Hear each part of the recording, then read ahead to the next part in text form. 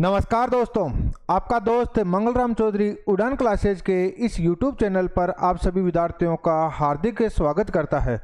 दोस्तों, मैं फिर हाजिर हूं आपकी वही नौकरी वाली क्लास लेकर।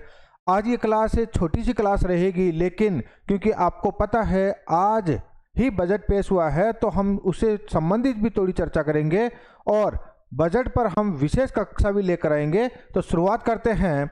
देखिएगा, पहले क्वेश्चन की अगर मैं बात करूं तो जो पहला क्वेश्चन है दोस्तों, गणतंत्र दिवस आपको पता है हाल ही में 26 जनवरी को क्या मनाया गया है? गणतंत्र दिवस मनाया गया है। तो उससे संबंधित क्वेश्चन है, गणतंत्र दिवस पर चॉइस अवार्ड प्राप्त हुआ है, यानी कि गणतंत्र दिवस पर चॉइस अवार्ड प्राप्त हुआ है, निकाली गई किस राज्य की झांकी को?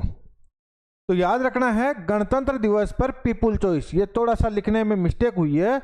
गणतंत्र दिवस पर पीपुल चॉइस अवार्ड किस राज्य को प्राप्त हुआ है जो झांकी निकाली गई है? तो याद रखना है, उत्तर प्रदेश को।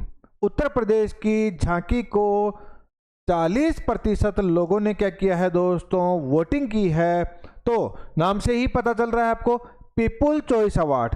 तो याद रखना है किसको? उत्तर प्रदेश। इससे संबंधित विशेष जो बातें हैं वो याद रखना है अपने को। ये रही आपके सामने।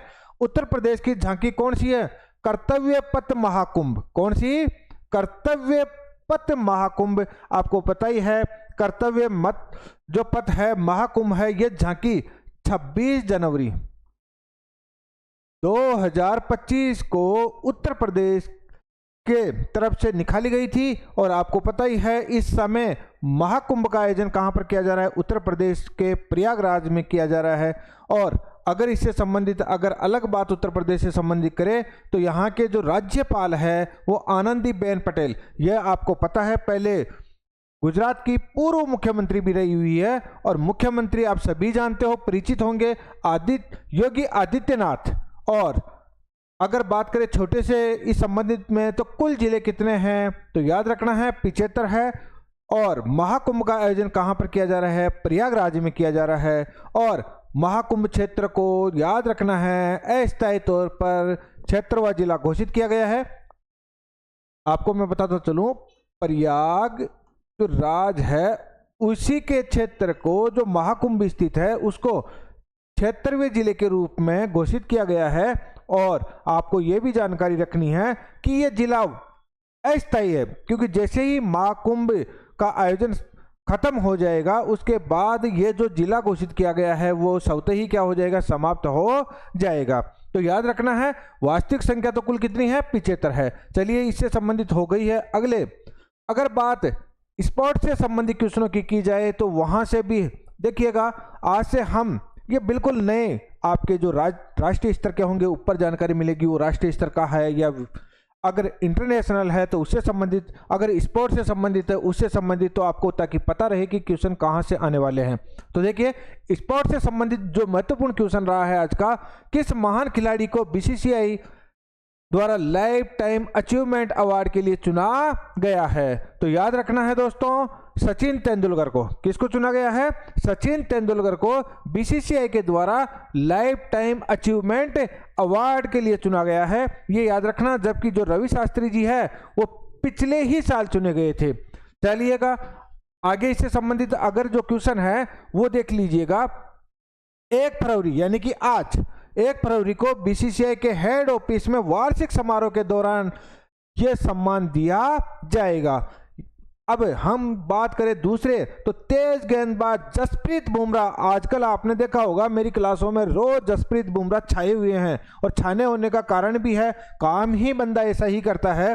तो देखिएगा, जसप्रीत बुमराह को 2023-24 के बेस्ट इंटरनेशनल क्रिकेटर के लिए बीसीसीआई द्वारा कौन सा? याद रखना है आपको, उम्रीगर। कौन सा?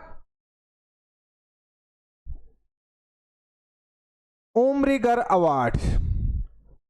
तो जसप्रीत बुमराह को कौन सा अवार्ड दिया गया दोस्तों?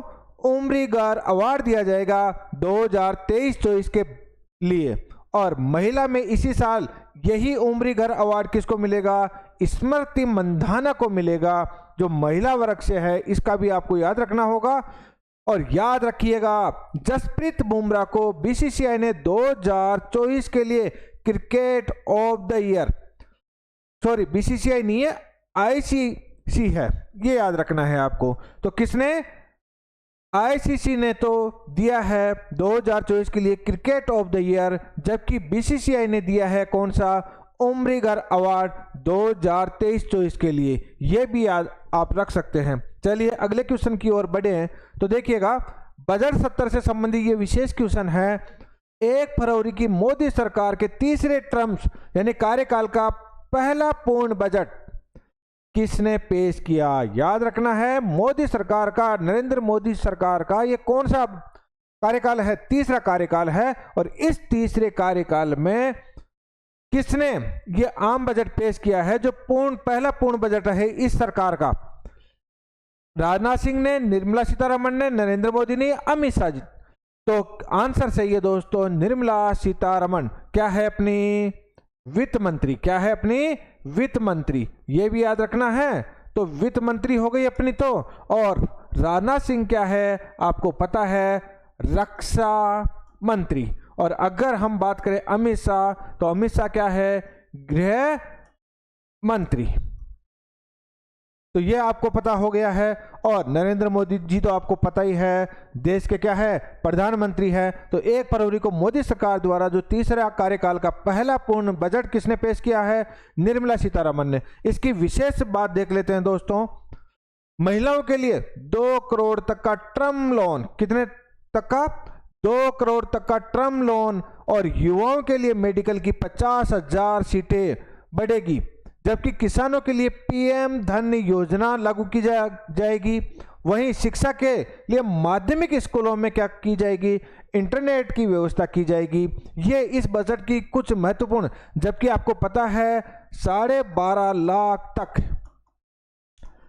टैक्स फ्री छूट दी गई है। उससे संबंधित हमें ये विशेष बजट पर अपनी जो क्लास है वो कल लेकर आएंगे। तो आज आपकी ये छोटी सी क्लास जो महत्वपूर्ण क्वेश्चन है, आशा है आपको अच्छा लगेगा। और पढ़िएगा, मस्त रहिएगा और आराम से अपनी पढ़ाई जारी रखिएगा। तब तक के लिए मुझे दीजिएगा इजाज़त। धन्यवाद।